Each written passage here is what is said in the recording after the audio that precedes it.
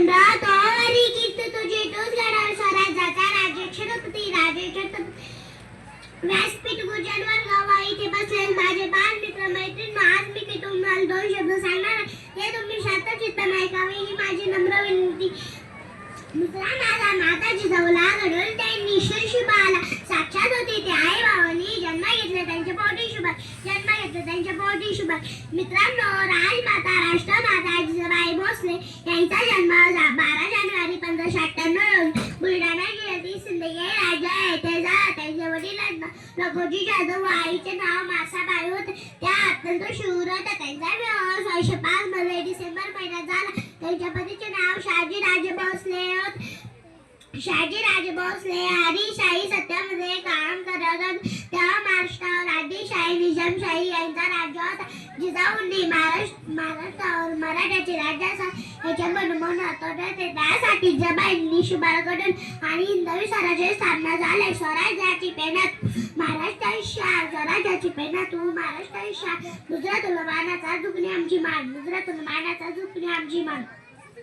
पण जिजाऊ तुम्ही नसता तर काय झालं असतं. आज हा महाराष्ट्र उभाच राहील.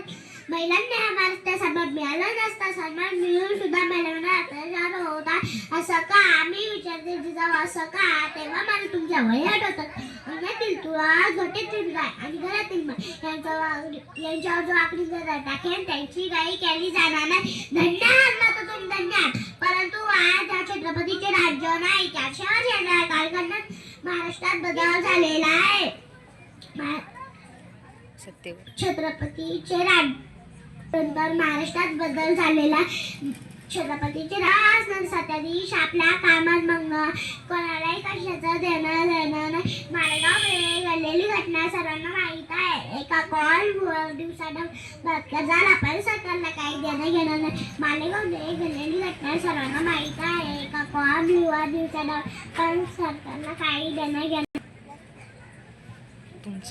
तुमचं काय म्हणणं आहे तुम्ही सांगा. तुमचं काय म्हणणं आहे तुम्ही म्हणून मला असं वाटतं जिजाऊ तुम्ही नसतात हिंदवी स्वराज्य निर्माण झालंच नसतं. पण तुम्ही आज असता तर महाराष्ट्र सुद्धा सरकार केला असता. शेरनी केजशी तिथे रुंका शेरनी केजशी तिथे रुंका तेरे सास को सबशी झुकाए बार बार तेरे सास को सबशी झुकाए बार बार.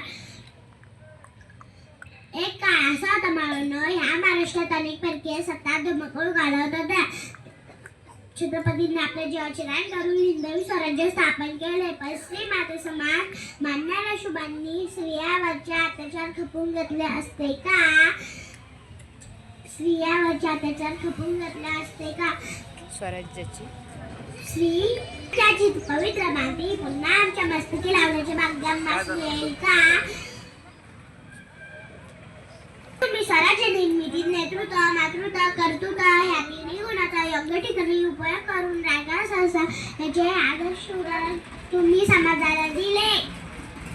असं वाटतं जिजाऊ तुम्ही नसता तर नसते घडले स्वराज्य शिवराय आणि शंभूच्या. जिजाऊ तुम्ही नसता तर नसता मिळाला स्वराज्य ठेवा. जिजाऊ तुम्ही नसता तर नसते लढले जिद्दीने मावळे. जिजाऊ तुम्ही नसता तर नसते दिसले विजयाचे डोळे. जिजाऊ तुम्ही नसता तर नसते दिसले विजयाचे डोळे. एवढे बोलून मी माझे भाषण संपवते. जय हिंद जय महाराष्ट्र जय जिजाऊ जय शिवराय.